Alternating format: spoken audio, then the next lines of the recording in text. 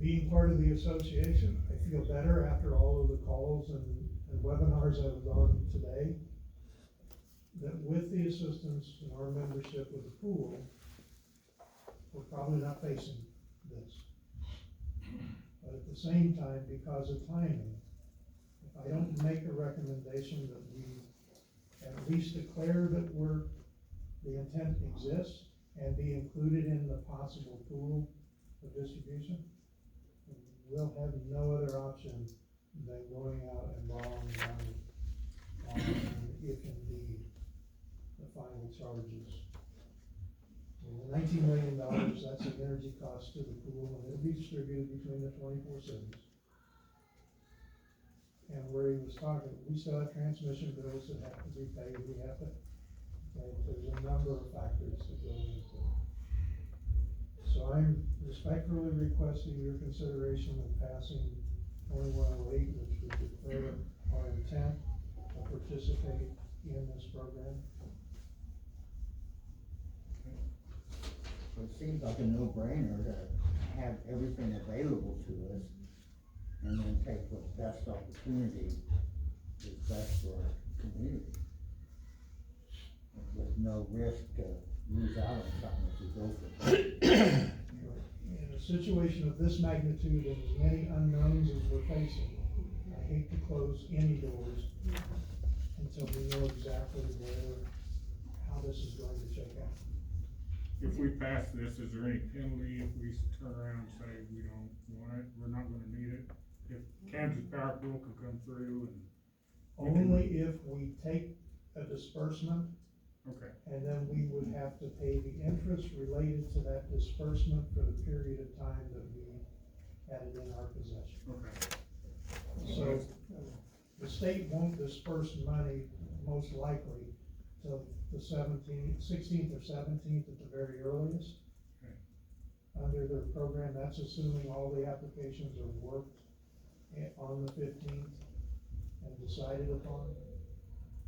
So with the Kansas Power Pool, I'll be participating in that meeting as it's going on, so I'll know immediately. Then I should be able to withdraw our application if we don't need it and avoid any interest.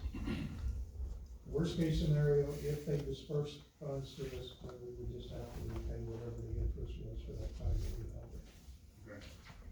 Roger, do I understand you, in this letter that you wrote to the House Financial Institute, saying that we had 1,210 accounts, are we passing this cost on to our citizens?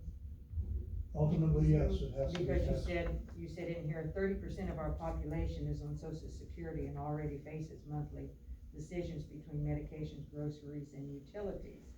I have a hard time attaching anything else to these people. And that's why I'm working as hard as I am on 2 different paths, Ms. Silver. Because at the end of the day, this bill gets paid. We're citizen-owned utility, it has to be paid by the retail customers. Now, as a city council, we have the reserves, and we'll bring forward options to you to utilize some of the reserves to keep the payments down as well as we can. My testimony to the state is to give them the reality. This impacts not only our city, but every city that supplies utilities, and even investor-owned utilities. If you've got a grocery store and they're the only one left in your community, and all of a sudden, gas prices went up from $2 to $660 a unit, and electric prices went from, at times, we were buying at $22 a megawatt. That day, we hit $4,800 an hour for those costs. Those would be crippling to a business to try to pay that energy cost adjustment back. We lose our grocery store, it starts a domino effect. You also stated in Back to the Future that you didn't think we were gonna be eligible for this loan. Is that still true? That we have 617, when they first announced this and we were making the testimony, They were telling us that we would have to use all of our reserves that we built before they would consider application. And that's changed. That has changed. When we were on the call with the state treasurer, he indicated that we had to use that portion of our reserves that is expendable, where we can still get cash basis law and have the reserves for an equipment failure type thing. So when I wrote the letter, if we had to spend what we have in reserves, I had enough money, 32,000 less at the time, than what the projected liability is. Okay. Ruth, I appreciate you're asking for specific answers. I can't give you those. I'm trying to hedge the bets on behalf of this council and ultimately the citizens of our community to give us the most flexibility in being able to pay for these liabilities that are gonna be presented. Hopefully, it's reduced by the Kansas Power Pool, and we utilize reserve monies that we've identified for infrastructure projects to be able to offset it, so we don't have to pass along as much of the cost.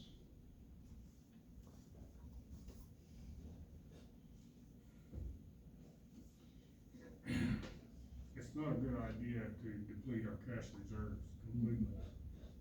If we do that, and the tornado comes through Marion, we're gonna be in trouble. We can't afford to pay our workers, we can't afford to pay our bond issues. So, I mean, I don't think there's any doubt this is what we need to do. And once we get more information, I mean, we're in a time crunch, that's a bigger problem. If this was like the 23rd of March, when, this emergency loan program went through, we could wait and see what Kansas Power Pool is gonna do, but we can't, we're on a time crunch. So I would move to approve resolution 2108 for participation in the state Senate Bill 88 Utility Emergency Loan Program. Do I hear a second? Second. All those in favor signify by saying aye. Aye. Those opposed, same sign. Motion carried 5-0. Number 8, Roger, ordinance 1471. Okay. At your workstation, I will put a copy of the actual application, which is just 2 pages. Probably doesn't take up the next one. 1471 is authorizing the execution of the loan agreement between the city, authorizing the mayor, to sign the necessary, mayor and clerk to sign the necessary documents. Again, what we put in here, the not to exceed amount would be 561. The interest rate would be 0.25%, which is 2% below the market rate. Our term, we're requesting the maximum 10 years, and the repayment dates will be on a quarterly basis. We have to commit that our rates will be set in such a manner through our electric utility that we can pay the cost of operations and maintenance of our system, that we will pay the principal and interest on this loan as it comes due, as stated above.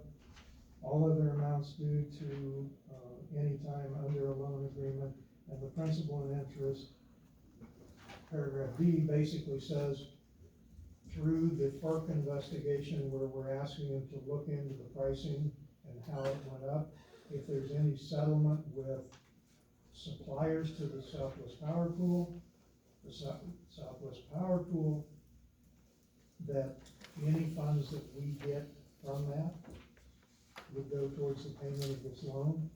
I did ask the treasurer, because at the time the COVID relief bill was working its way through Congress and they earmarked money for local government. The indication was that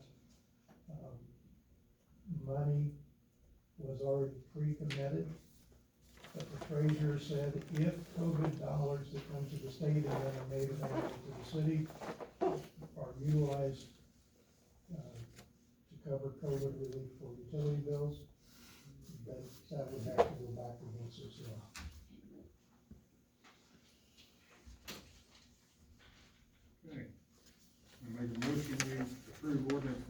71, authority and repayment of the utility emergency loan program.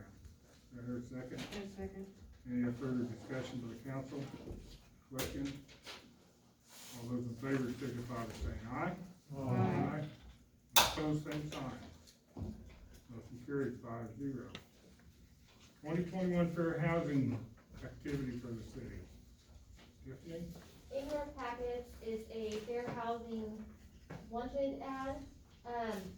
A requirement of the CDBG or the grant programs is that the city has to recognize a fair housing activity each year. In the past, we've always done a fair housing proclamation. But Rosemary gave this to us this year to just recognize this, and then we post this in our lobby.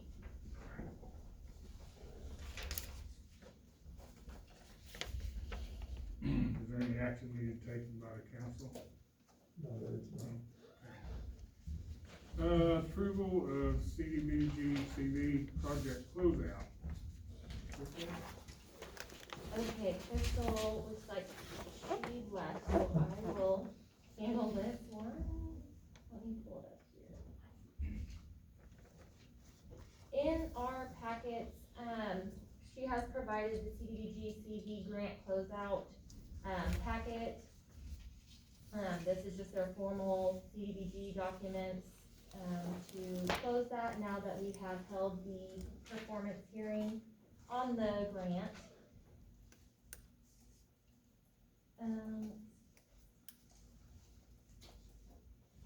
There is the certification of completion on there, and that's gonna give you the total cost for meals, grants, and then the administration cost of that project.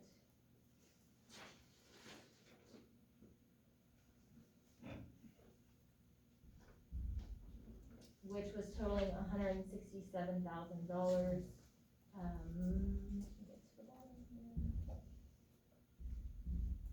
This is just the packet, that Rosemary prepares, and then we approve, sign, and send that into the state, and then they will close out, for us.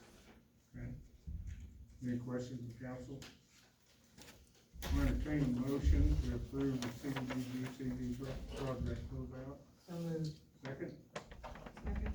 Then moved and seconded. Any further discussion? All those in favor signify by saying aye.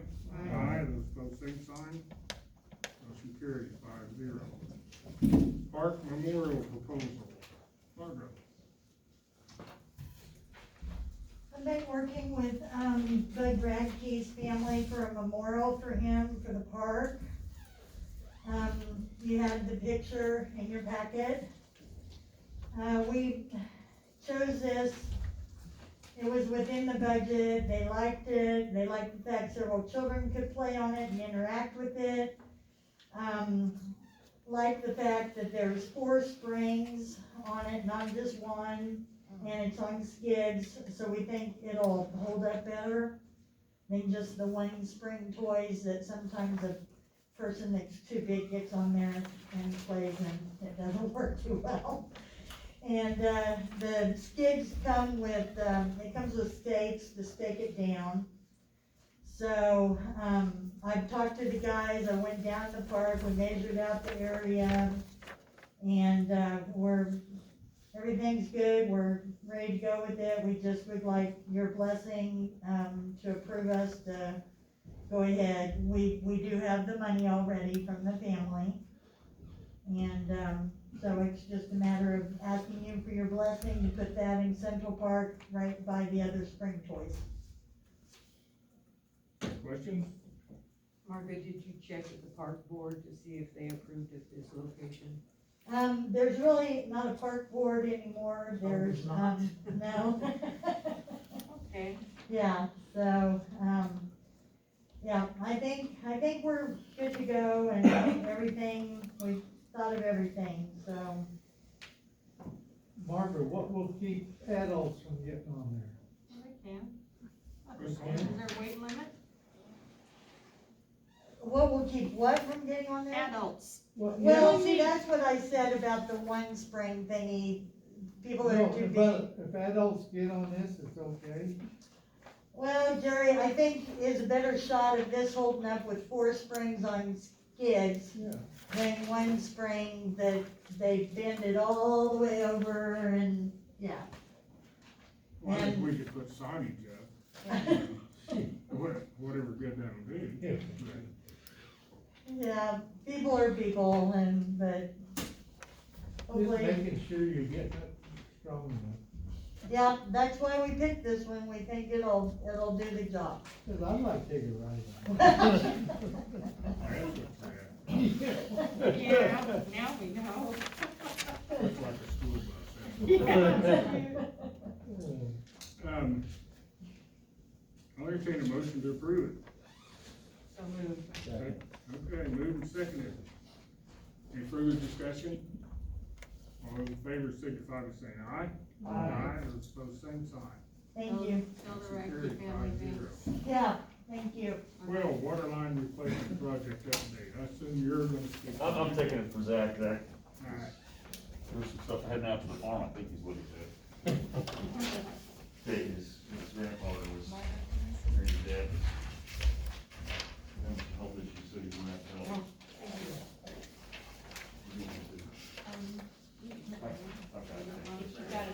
Okay. Good, because I like to keep this in short to people. Yep, that's why I made a big copy. I can make 3 one too, if we need them.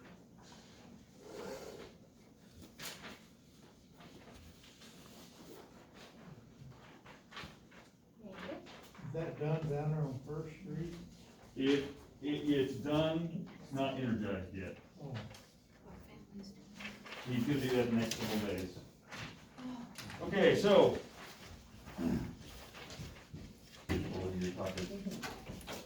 Okay, so what you got in front of you is, of course, the map of the project.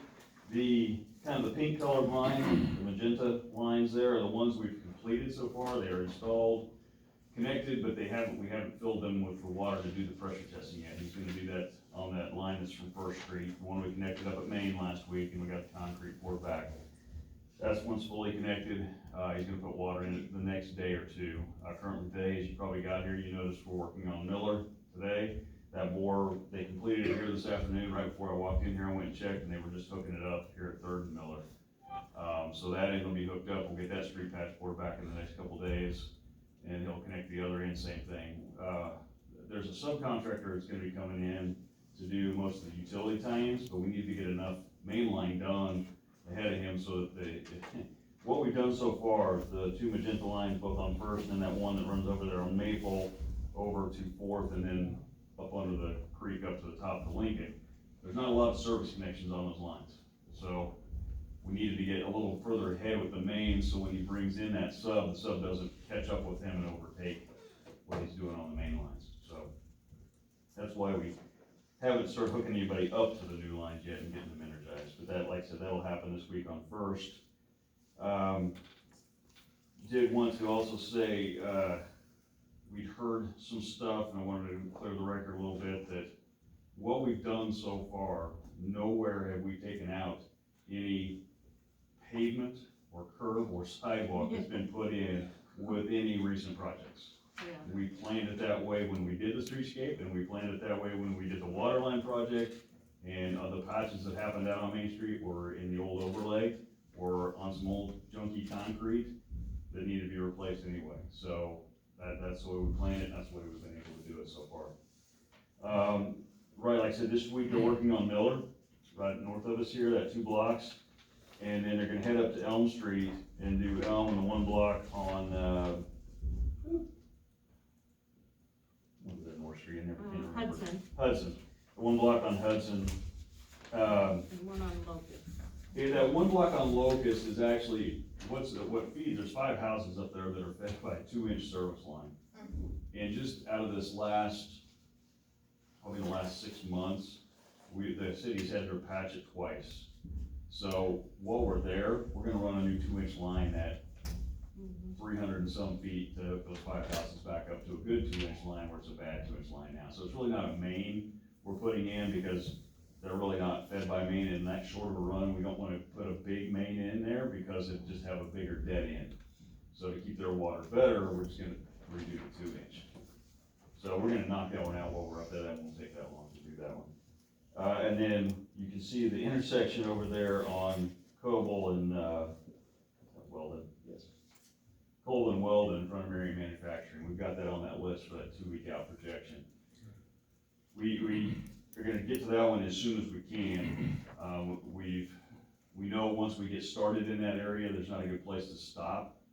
So we're gonna get to it and we're gonna get it knocked out. It's just gonna, once we start over there and with the lack of valves that actually work in that part of town, we know once we get started, we're gonna start taking a lot more people down for a little bit longer time. Fortunately, so far, on all the locations, the longest we've had anybody off so far was on last week, I think it was Thursday. We had the dry cleaners off for about a half hour, and also Napa. Other than that, we have not really had to shut anybody off so far, of water. I do want to let everybody know, because we found out with the dry cleaners especially, when we closed a valve, not anywhere near the project, and then reopened it up, because of that valve movement, it flushed a lot of junk towards them. So what we try to do is, we did with them, we'll try to do it with everybody, is when we do that in your area, we wanna have everybody just go flush their hose bibs or a janitor sink for 10 to 15 minutes. Hopefully that'll keep a lot of the bigger junk out of the screens in your washing machines and in your dishwashers and that type of stuff. So it's just a recommendation we're gonna make. It 10 to 15 minutes isn't gonna run so much water that it's gonna, cause a problem on your bill. But it could help save some of your appliances. And it's not, we're not doing it intentionally, there's just a lot of junk that it's gonna get knocked loose when we start moving valves. So, we have one little piece up at the top end of Maple, right there at Lincoln, at the top of the hill, that still haven't got connected over to Lincoln. It's on the schedule for this week also. So once we get that one connected, we'll have all of that major valley work, interconnections done, and get ready to energize them and get them online. So. Are we gonna let people know to go flush their lines? Well, if they're within a block of the project, we'll go, an inspector we have on site, which is Zachary, or we've just hired another new person, depending on how we have to rotate internally. They'll go either deliver a door hanger or a notice, like for the businesses, we just walk in and set it, but obviously during the day, a lot of people aren't home, we'll just have to leave a note in the door. It's gonna be about our best way. We're trying to do that ahead of time too, before we shut you off. So. It's when all of a sudden this valve doesn't work and now we gotta go 2 blocks away to the next valve. We might not have made notification in that next, 2 to 3 block radius if we have to go that far. So far the valves we've had needed to use that are existing, we've been able to shut down far enough that they've been just a trickle coming through. So we haven't been able to close them all down completely tight, but not to a hindrance to the work. So. How much does it do to traffic, like, is it gonna cause a problem, access to the funeral home? The only place we're gonna have open at the funeral home is right there by the church sign, by the Presby church sign. We're gonna have a hole in the street there, it's probably a 4 foot by 5 foot hole, Okay, but it won't close the lane. okay. It's gonna be right in Yeah, that. he was just a little nervous when they were marking stuff. Yeah, you gotta remember that, everybody, that's a good point too, I'm glad you said that, Susan. When we get ready to move into an area, Elm Street's a perfect example, if you drive up there right now from my house all the way up to Burkholder's house, Right. it looks like there's 10 different colored flags and paint marks everywhere. When they call in a locate, they're calling in the entire width of the right of way. That does not mean we're gonna open up holes that far, it doesn't mean we're gonna So tear it'll be everything kinda out. like it was down on First Street where they had. Exactly, you're gonna see a hole right at the intersection, the boring machine will bore all the way that, in fact, Charlie said the other day, he kinda wants to set up his big bore machine and bore all the way from the Presby Church all the way to Burkholder's house in one shot. Yeah, that's amazing, So, wow. he's gonna try it. He said we might have to stop and just do 2 blocks and then do the last block separate, But still, that's, okay, thanks, Darren. so. Any other questions on the update or the timing? I have a question. When we get into the residential part and the notification, how far in advance are you giving them? We're gonna go at a block by a block, so, and I was gonna do the same thing, I told Becky I'd come in and let you guys know so we could actually put it out on the alert system also. Okay, perfect. And we're gonna try to notify, like, if we're getting ready to move into a specific block this week, we'll try to get you the notification sent out last week, Okay, a week in advance before we move into that block.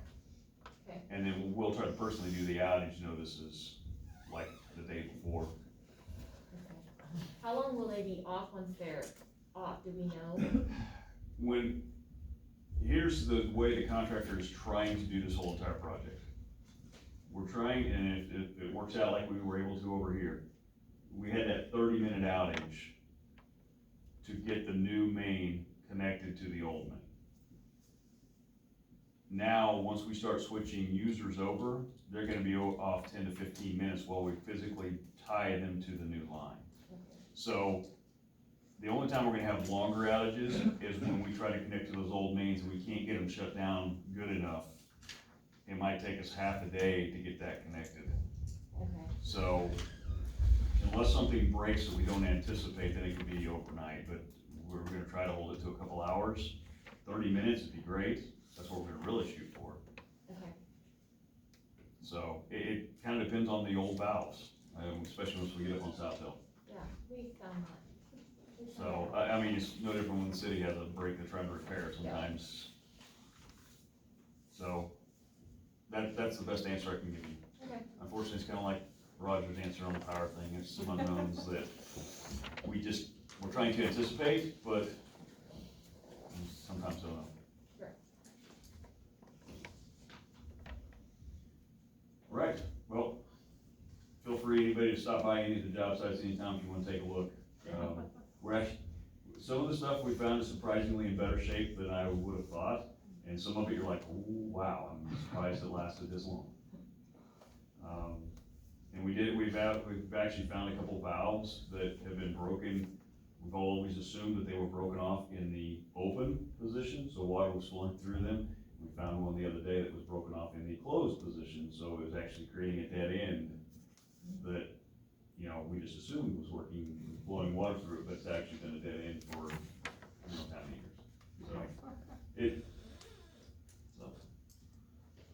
All right, like I said, catch us anytime, ask questions. Okay, thank you.